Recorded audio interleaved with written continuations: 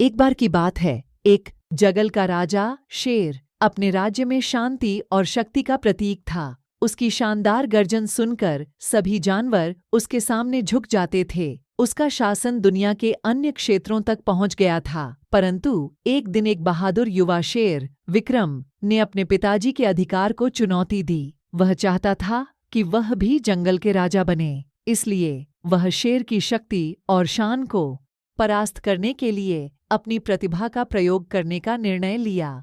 विक्रम का पहला कदम था उसके पिताजी के सामने उसकी ताकत का प्रदर्शन करना। वह अपने पिताजी को चुनौती देने के लिए उत्साहित था।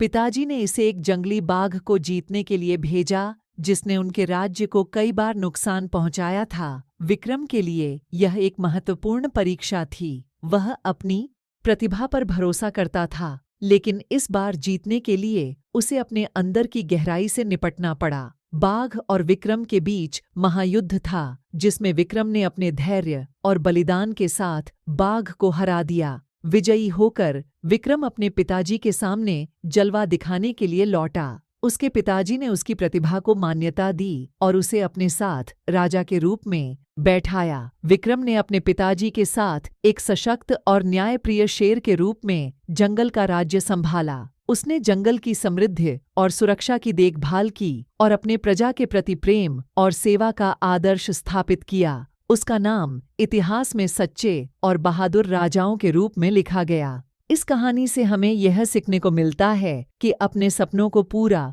करने के लिए आत्मविश्वास, साहस और त्याग की आवश्यकता होती है।